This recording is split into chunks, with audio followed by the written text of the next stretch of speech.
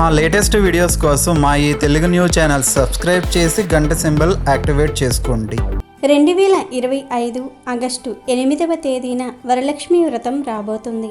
భారత మహిళలందరూ వరలక్ష్మి వ్రతాన్ని ఎంతో శ్రద్ధగా జరుపుకుంటూ ఉంటారు. వరలక్ష్మి వ్రతం అంటే లక్ష్మీదేవికి ఎంతో ఇష్టం. మన భారతీయులు ఎంతో గొప్పగా జరుపుకునే వ్రతమే ఈ వరలక్ష్మి వ్రతం. ఈరోజు స్త్రీలందరూ తమ తమ సాంప్రదాయాలను అనుసరించి తమ ఇంటి ఆచారాలను బట్టి అమ్మవారిని పూజిస్తారు, వ్రతం చేసుకుంటూ ఉంటారు. ఎవరు ఏ విధంగా వ్రతం చేసుకున్నా అమ్మవారు కరుణిస్తారు. పౌర్ణమి ముందు వచ్చే శుక్రవారం రోజు ఈ వరలక్ష్మి వ్రతం జరుపుకోవటం ఆనవాయితీ. అయితే ఈ సంవత్సరం వరలక్ష్మి వ్రతం రోజు ఆడవారు గుర్తుపెట్టుకుని ఈ రంగు చీర కట్టుకుంటే చాలు, కూర్చుని తిన్నా తరగని ఐశ్వర్యం వస్తుంది, దీర్ఘ సుమంగళి యోగం కలుగుతుంది, మాంగళ్య బలం పెరుగుతుంది, సిరి సంపదలు కలుగుతాయి, అష్టైశ్వర్యాలు సిద్ధిస్తాయి. అంతేకాదు అమ్మవారి అనుగ్రహం కలిగి కష్టాలనేవి మీ దరిదాపుల్లోనికి కూడా రావు. ఇలాంటి వ్రతాలు చేసేటప్పుడు శుభప్రదమైన రంగుల్లో ఉండే దుస్తులు ధరించాలి. అలా ధరించటం వలన గ్రహాలనేవి అనుకూలంగా మారుతాయి, సంవత్సరమంతా మనకు కలిసి వచ్చేలాగా చేస్తాయి. అందుకే ప్రత్యేకమైన రోజుల్లో శుభప్రదమైన దుస్తులు ధరించాలి. అలాగే వరలక్ష్మి వ్రతం రోజు కూడా కొన్ని శుభప్రదమైన రంగుల్లో ఉండే దుస్తులు ధరించాలి. అలా ధరించటం వలన మళ్ళీ వచ్చే వరలక్ష్మి వ్రతం వరకు అంటే సంవత్సరం పాటు బాగా కలిసి వస్తుంది. మీ భర్త ఆయురారోగ్యాలతో తులతూగుతారు, దీర్ఘ సుమంగళి యోగం కలుగుతుంది, పట్టిందల్లా బంగారంలాగా మారుతుంది, కష్టాలు సమస్యలు అన్నీ పోతాయి, మీ భర్త సంపాదన కూడా పెరుగుతుంది. మరి ఇంతకీ ఈ సంవత్సరం వరలక్ష్మి వ్రతం రోజు ఏ రంగు దుస్తులు ధరించాలి అనే విషయాన్ని ఇప్పుడు మనం ఈ వీడియోలో వివరంగా తెలుసుకుందాము. ఫ్రెండ్స్, ఫస్ట్ అయితే కామెంట్ బాక్స్లో ఓం శ్రీ వరలక్ష్మీ దేవియే నమః అని కామెంట్ చేయండి. అలాగే ఈ వీడియోకి ఒక లైక్ కొట్టి మా ఛానల్ని సబ్స్క్రైబ్ చేసుకుని మాకు సపోర్ట్ చేయండి. భక్తితో వేడుకుంటే వరాలను ఇచ్చే తల్లి వరలక్ష్మీదేవి. ఈ వ్రతాన్ని ఆచరించడానికి ఏ నిష్టలు, నియమాలు, మడులు అవసరం లేదు. నిశ్చలమైన భక్తి, ఏకాగ్ర చిత్తం ఉంటే చాలు. వరలక్ష్మీ వ్రతం ఎంతో మంగళకరమైంది. ఈ వ్రతాన్ని చేయటం వల్ల లక్ష్మీదేవి కృపా కటాక్షాలు కలిగి ఐశ్వర్యం సిద్ధిస్తుంది, సకల శుభాలు కలుగుతాయి. స్త్రీలు దీర్ఘకాలం సుమంగళిగా ఉండేందుకు ఈ వ్రతం ఆచరించటం తప్పనిసరి. లక్ష్మీదేవి సంపదలనిచ్చే తల్లి. సంపదలంటే కేవలం ధనం మాత్రమే కాదు, ధాన్య సంపద, పశు సంపద, గుణ సంపద, జ్ఞాన సంపద మొదలైనవి ఎన్నో ఉంటాయి. వర అంటే శ్రేష్టమైన అనే అర్థం కూడా ఉంది. శ్రావణ మాసం శుక్లపక్షంలో పౌర్ణమికి ముందు వచ్చే శుక్రవారాన్ని వరలక్ష్మి వ్రతంగా జరుపుకోవటం హిందూ ఆచారం. వరలక్ష్మి దేవత విష్ణుమూర్తి భార్య. హిందూ మతం ప్రచారం ఈ పండుగ విశిష్టమైనది. వరాలు ఇచ్చే దేవతగా వరలక్ష్మీదేవిని కొలుస్తారు. వరలక్ష్మి వ్రతాన్ని ఆంధ్రప్రదేశ్, తెలంగాణ, కర్ణాటక రాష్ట్రాలలోని మహిళలు అధికంగా ఆచరిస్తారు. ఈ పండుగను ముఖ్యంగా వివాహమైన మహిళలు నిర్వహిస్తారు. ఈ రోజున దేవతను పూజిస్తే అష్టలక్ష్మీ పూజలకు సమానం అనే నమ్మకంతో కుటుంబ సభ్యులు కూడా పాలు పంచుకుంటారు. వరలక్ష్మి వ్రతం రోజు ఏ నైవేద్యాలు పెట్టాలి అనే విషయానికి వస్తే వరలక్ష్మీదేవికి 5 రకాల అన్నాలు అంటే చాలా ఇష్టం. అందులో మొదటిది పెరుగుతో తయారు చేసిన అన్నం. ఈ పెరుగన్నాన్ని అమ్మవారికి నైవేద్యంగా పెడితే సంపదలు బాగా వస్తాయి. ఇక రెండవది పాయసాన్నం. ఆవు పాలు, బియ్యము, బెల్లంతో చేసిన పాయసాన్నాన్ని అమ్మవారికి నివేదన చేస్తే కోరుకున్న పదవులు పొందుతారు, మంచి ఉద్యోగం స్థిరపడుతుంది. ఇక మూడవది పులిహోర. ఈరోజు వరలక్ష్మి అమ్మవారికి పులిహోర నైవేద్యంగా పెడితే భార్యాభర్తల మధ్య ఐకమత్యం పెరుగుతుంది, పుత్ర సంతానం కలుగుతుంది. 4వ నైవేద్యం ఏమిటి అంటే పులగం. పెసరపప్పుతో చేసిన పులగాన్ని ఈరోజు అమ్మవారికి నైవేద్యంగా పెడితే కుటుంబ వృద్ధి జరుగుతుంది, కుటుంబంలో అందరూ ఐకమత్యంతో ఉంటారు, వంశ అభివృద్ధి జరుగుతుంది. ఇక 5వ అన్నం బెల్లం అన్నం.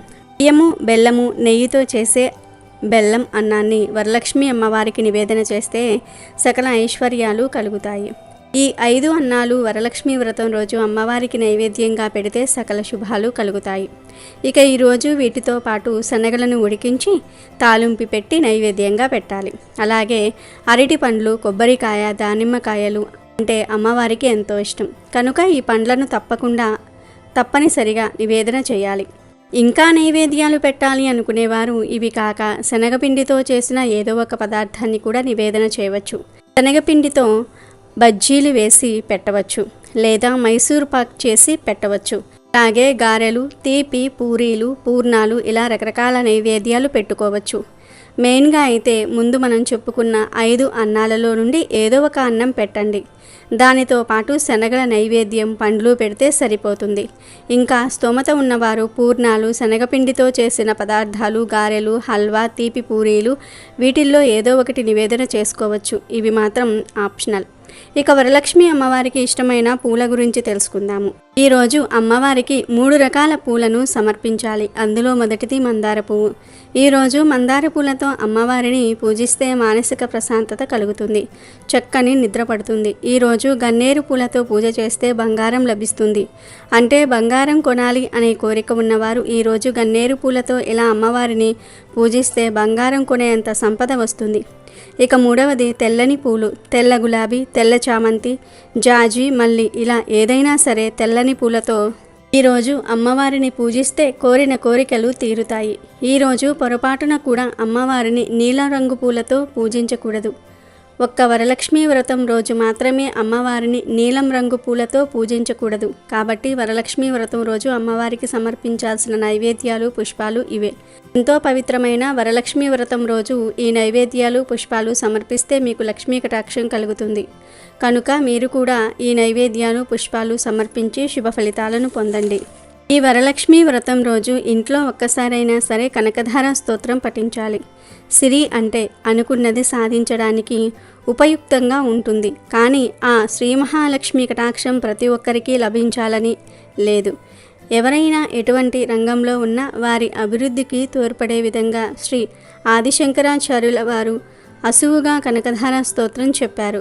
కనకధార స్తోత్రాన్ని రోజు 2 సార్లు పఠించినంతనే నిరుపేదలైన కుబేరులుగా మారుతారు. కనకధార స్తోత్రం లేదా కనకధార స్తవం లేదా సువర్ణ ధారా స్తోత్రం శ్రీ మహాలక్ష్మీదేవిని కీర్తిస్తూ ఆదిశంకరాచార్యులు రచించిన సంస్కృత స్తోత్రం. ఈ స్తోత్రం ఆవిర్భావం గురించి ఒక కథ ప్రాచుర్యంలో ఉంది. ఒకనాడు శంకరాచార్యుల వారు ఒక ఇంటికి భిక్షకు వెళ్ళారు.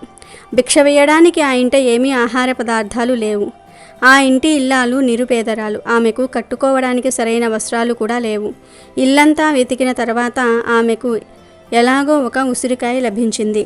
ధర్మపరురాలైన ఆ ఇల్లాలు తలుపు చాటు నుండే ఉసిరికాయను శంకరుని భిక్షపాత్రలో వేసింది. ఆమె దీన పరిస్థితి గ్రహించిన శంకరుడు లక్ష్మీదేవిని స్తుతిస్తూ కనకధార స్తవము చెప్పగా ఆ పేదరాలి ఇంట బంగారు ఉసిరికాయలు వర్షించాయి. ఇలా శంకరాచార్యుల వారు కనకధార స్తోత్రాన్ని పఠించి పేదరాలి ఇంట బంగారు ఉసిరికాయల వర్షాన్ని కురిపించారు. కనుక అందరూ వరలక్ష్మీ వ్రతం రోజు ఇంట్లో ఒక్కసారైనా సరే కనకధార స్తోత్రం పఠించండి. వరలక్ష్మీదేవికి ఓ ప్రత్యేకత ఉంది. మిగిలిన లక్ష్మీ పూజల కంటే వరలక్ష్మీ పూజ శ్రేష్టమని శాస్త్రవచనం. శ్రీహరికి ఇష్టమైన, పైగా విష్ణువు జన్మ నక్షత్రమైన శ్రవణం పేరిట వచ్చే శ్రావణ మాసంలో వరలక్ష్మీ వ్రతాన్ని చేసుకుంటే విశేష ఫలితాలు లభిస్తాయి. సర్వమంగళ సంప్రాప్తి కోసం, సకల అభిష్టాల కోసం, నిత్య సుమంగళిగా తాము వర్ధిల్లాలని పుణ్యస్త్రీలు ఈ వ్రతం చేస్తారు. దక్షిణ భారతదేశంలో ఈ వరలక్ష్మీ వ్రతాన్ని వివిధ సాంప్రదాయాలలో ఆచరిస్తారు. ఎవరు ఏ పద్ధతులు పాటించినా శ్రీలక్ష్మిని కొలిచే తీరు మాత్రం అందరిది ఒక్కటే. సకల శుభకరమైన, సన్మంగళదాయకమైన వరలక్ష్మీదేవి పూజ జగన్నాథకరమైనదని భక్తులందరి ప్రగాఢ విశ్వాసం. వరాలు ఇచ్చే దేవతగా వరలక్ష్మీదేవిని కొలుస్తారు. ఈ వ్రతాన్ని ఆంధ్రప్రదేశ్, తెలంగాణ, కర్ణాటక రాష్ట్రాల్లో స్త్రీలు అధికంగా చేస్తారు. ఈ వ్రతాన్ని ముఖ్యంగా వివాహమైన మహిళలు నిర్వహిస్తారు.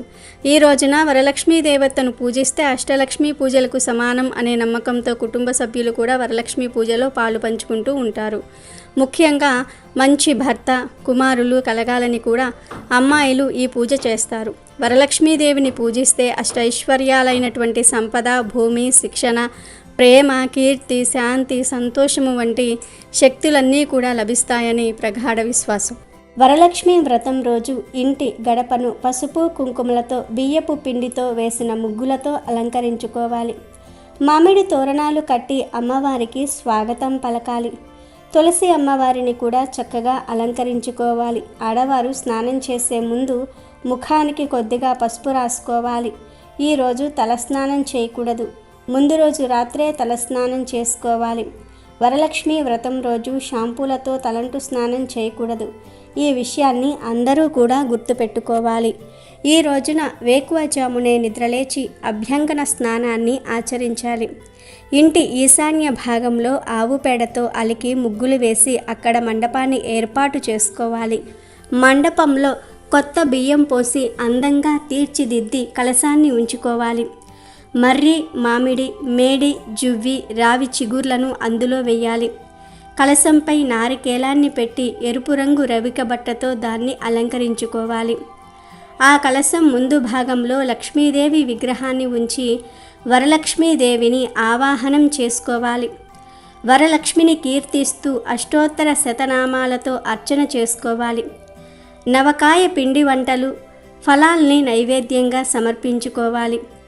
9 దారాలతో తయారు చేసి తోరాన్ని అర్పించాలి.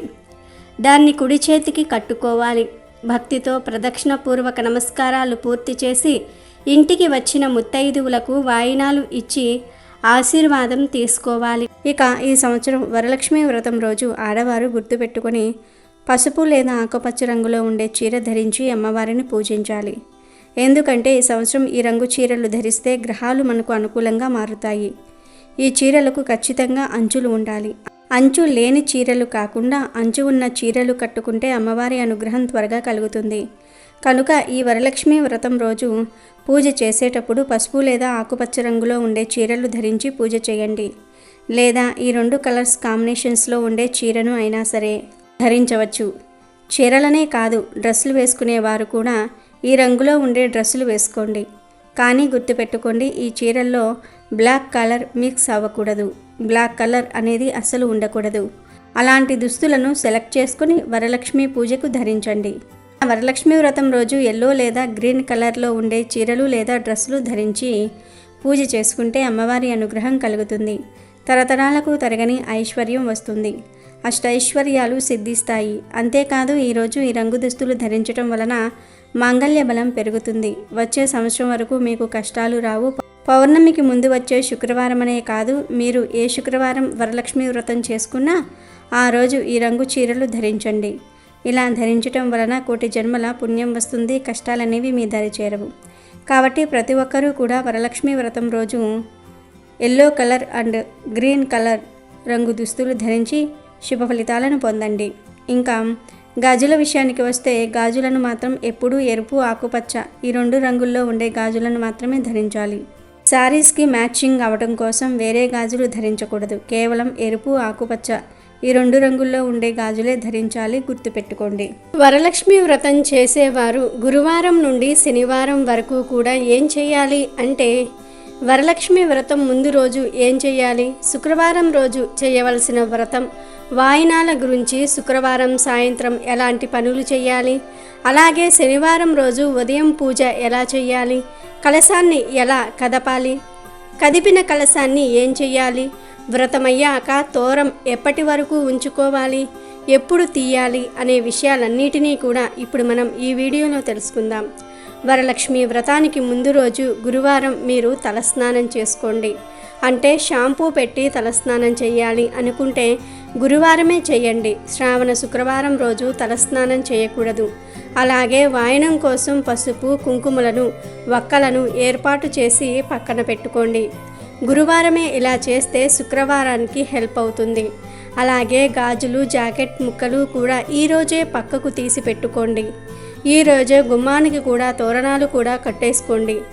పూజా సామాన్లు ఒకే సెట్ ఉంటే ఈరోజే క్లీన్ చేసి పెట్టుకోండి. అలానే లక్ష్మీదేవి ఫోటో పీటలను బుధవారమే శుభ్రం చేసుకోండి. శుక్రవారం వాటిని మామూలుగా నీటితో కడిగి బొట్లు పెట్టుకోండి. ఇక అక్షింతలను కూడా గురువారం రోజు కలిపి పెట్టుకోండి.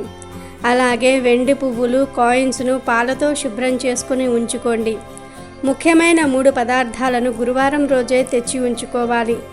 అవేమిటంటే ఆవు నెయ్యి, ఆవు పాలు, బిల్వదళాలు. అమ్మవారికి శ్రావణ శుక్రవారం రోజు ఆవు పాల పరమాన్నం సమర్పించి ఆవు నెయ్యి దీపారాధన చేసి ఒక బిల్వదళాన్ని సమర్పించినా చాలు, అమ్మవారి అనుగ్రహం కలుగుతుంది. వరలక్ష్మి వ్రతానికి ముందు రోజే ఆవు పంచకాన్ని ఇల్లంతా కూడా చల్లితే చాలా మంచిది. లేదా గంగాజలం చల్లండి. కొంతమంది కలశం ముందు రోజే చేస్తూ ఉంటారు, కానీ అలా చేయకూడదు. పూలు, వాయనానికి ఇవ్వవలసిన పళ్ళను మరియు తమలపాకులను గురువారం రోజే కడిగి పెట్టుకోండి. అమ్మవారికి సమర్పించే వాటిని మాత్రం శుక్రవారం రోజు కడగాలి. కలశానికి కావలసిన వాటిని ఈరోజే సిద్ధం చేసి పెట్టుకోండి. అలాగే గురువారం సాయంత్రమే శనగలను నానబెట్టి ఉంచుకోండి. శుక్రవారం ఉదయం నిద్రలేవగానే ఇల్లును ఒక్కసారి తుడిచి వాకిట్లో ముగ్గులు పెట్టండి. స్నానం చేసేటప్పుడు తప్పనిసరిగా పసుపును ముఖానికి, మంగళసూత్రానికి, పాదాలకు రాసుకోండి. అయితే చాలామంది ఇలా స్నానం చేశాక ప్రసాదాలు వండే సమయంలో పూజ ఇప్పుడు చేయట్లేదు కదా అని చెప్పి నైటీలు వేసుకుంటూ ఉంటారు. కానీ అలా కాకుండా ఏదో ఒక మామూలు చీరను కట్టుకోండి. స్నానమైన వెంటనే తలకు వస్త్రం చుట్టుకుని తులసమ్మ దగ్గర ఒక దీపం పెట్టండి. అలాగే ఇంట్లో దేవుడి దగ్గర కూడా దీపం పెట్టండి. ఎందుకంటే వరలక్ష్మి పూజ చేసేసరికి చాలా సమయం పడుతుంది కాబట్టి ఉదయమే దీపం పెట్టండి. ఆ తర్వాత నైవేద్యాలు తయారు చేయండి. బెల్లంతో పరమాన్నం, దద్దోజనం, పూర్ణాలు, పులిహోర, బొబ్బట్లు, చక్కెర పొంగలి, గారెలు ఇలా మీకు ఇష్టమైనవి చేయవచ్చు. శక్తి ఉన్నవారు ఎన్ని అయినా సరే చేసుకోవచ్చు, లేకపోతే 3 నైవేద్యాలు చాలు. ఆ తర్వాత పూజ చేసే స్థలంలో ఆవు పంచకం లేదా పసుపు నీళ్లు చల్లి ఆసనాన్ని ఏర్పాటు చేసుకోండి. డెకరేషన్ ఏమైనా చేయాలి అనుకుంటే మీరు ముందు రోజే చేసుకోవాలి. ముందు పీట మీద ముగ్గు వేసి పసుపు కుంకుమలతో అలంకరించండి. ఆ తరువాత కలశం ఏర్పాటు చేసుకోండి. చెమ్మును తీసుకొని గంధం రాసి కుంకుమ బొట్లు పెట్టి దానిలో గంగాజలం పోసి పసుపు, కుంకుమ, గంధం, పూలు, బిల్వదళాలు, 2 లవంగాలు, ఎండు ఖర్జూరం, 1 కాయిన్, పచ్చకర్పూరం వేసి కలశం తయారు చేయండి. మండపం పైన ముందు గజలక్ష్మీదేవి ఫోటో కానీ లేదా లక్ష్మీనారాయణుల విగ్రహం పెట్టుకోండి. కలశం కోసం ముందు అరిటాకు వేసి దాని మీద 3 గుప్పెళ్ల బియ్యం పోసి దాని మీద చెంబును పెట్టుకోవాలి. చెంబుపై కొబ్బరికాయ పెట్టి పసుపు కుంకుమలు రాసి 1 రవిక గుడ్డను పైన కప్పి అలంకరించండి. చాలామంది బంగారం లేదా వెండి అమ్మవారి ముఖాలను ఏర్పాటు చేసి చీర కట్టి అలంకరిస్తూ ఉన్నారు. స్తోమతను బట్టి అలా కూడా తయారు చేసుకోవచ్చు. ఆ తరువాత తెల్ల దారం తీసుకొని పసుపు రాసి పువ్వులతో 9 ముడులు వేస్తూ 3 తోరణాలను తయారు చేసుకొని పక్కన ఉంచుకోండి. అమ్మవారి దగ్గర తాంబూలం, గాజులు, పసుపు, కుంకుమ, పచ్చిశనగలు, పూలు, కొత్త చీర, జాకెట్ పెట్టి ఉంచండి. ముందు పసుపు గణపతిని తయారు చేయండి. గణపతి పూజ అయ్యాక విష్ణుమూర్తి, లక్ష్మీదేవి ఫోటోను లేదా విగ్రహానికి గంధం, కుంకుమ బొట్లు పెట్టి పుష్పాలు పెట్టి పూజలోనికి ఆహ్వానించాలి. అమ్మవారికి తయారు చేసిన నైవేద్యాలు పెట్టండి. తాంబూలానికి ఏర్పాటు చేసిన వాటిని కూడా అమ్మవారి దగ్గర పెట్టండి. అలాగే లక్ష్మీ గవ్వలు, గోమతి చక్రాలు, ఏకాక్షి నారికేలం, దక్షిణావృత శంఖం ఇలాంటి లక్ష్మీప్రదమైన వస్తువులను కూడా అమ్మవారు చుట్టూ ఉండేలాగా పెట్టండి. ఏనుగులు ఉంటే అమ్మవారికి ఇరువైపులా పెట్టి ఉంచండి. తామర గింజల మాల ఉంటే అమ్మవారికి వెయ్యండి. తామర పూలతో పూజించండి. కలశం ముందు ఒక చిన్న ప్లేట్లో అమ్మవారి కాయిన్ని పెట్టి కుంకుమ పూజ చేయండి. 3 తోరణాలు తయారు చేసుకోండి. మీ దగ్గరలో గంట, అగరబత్తి అన్నీ అందుబాటులో ఉండే విధంగా ఏర్పాటు చేసుకోండి. చేసిన ప్రసాదాలన్నిటిని కూడా పక్కన పెట్టండి. ఇప్పుడు చక్కగా మంచి పట్టుచీర కట్టుకుని అమ్మవారి స్వరూపంగా అలంకరించుకుని వచ్చి పూజలో కూర్చోండి. ముందుగా దీపారాధన చేసుకుని ఆసనం చేసుకుని కూర్చుని పూజ చేయండి. వరలక్ష్మీదేవి పుస్తకంలో ఉన్న విధంగా వ్రతం చేసుకోండి. పూజ చేసిన తర్వాత ఖచ్చితంగా ఎవరో ఒకరికి మీరు ఏమీ తినకుండానే ఒక వాయనం ఇవ్వండి. సమయం ఉంటే మిగతా వారికి కూడా అప్పుడే వాయనం ఇవ్వండి. సమయం లేని వారు ఆ రోజు సాయంత్రం వాయనం ఇవ్వవచ్చు. కానీ పూజ చేశాక ఆ రోజు మధ్యాహ్నం పడుకోకూడదు. ఆకులోనే అన్నం తినాలి. సాయంత్రం 4:30కే చక్కగా ఇళ్ళన్నీ కూడా తుడుచుకొని దీపారాధన చేసి వాయినాలు ఇవ్వని వారు 5:30 లోపు వాయినాలు ఇవ్వండి. వాయినాలు ఉదయమే ఇచ్చేసిన వారు సాయంత్రం చక్కగా దీపారాధన చేసి స్తోత్రాలు చదువుకోండి. శక్తి ఉంటే శనగలు, పళ్ళు నివేదన చేయవచ్చు. సాయంత్రం పూజ అయ్యాక అమ్మవారి దగ్గర ఉన్న గాజులను 2 ఆ రోజు వేసుకోండి. శనివారం ఉదయం తొందరగా నిద్రలేచి అమ్మవారికి దీపారాధన చేసి ఉప్పు లేని పెరుగన్నాన్ని నైవేద్యంగా పెట్టి యథాశక్తిగా అమ్మవారికి పూజ చేసుకోండి. పూజ అంతా అయ్యాక అమ్మవారి పీటని నెమ్మదిగా కదపండి. కలశాన్ని, కొబ్బరికాయను, బియ్యాన్ని తీయండి. కొబ్బరికాయతో తీపి పదార్థం, బియ్యంతో పరమాన్నం చేసి ఇంట్లోని వారందరూ కూడా తినండి.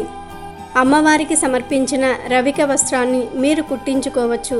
కలశంలో ఉన్న నీటిని ఏదైనా ఒక మొక్కకు పోసేయండి. కొంచెం నీటిని మాత్రం ఇల్లంతా చల్లుకోండి. పూజలోని పసుపు గణపతిని తీసి ఎక్కడైనా పూల మొక్కల్లో వేయండి.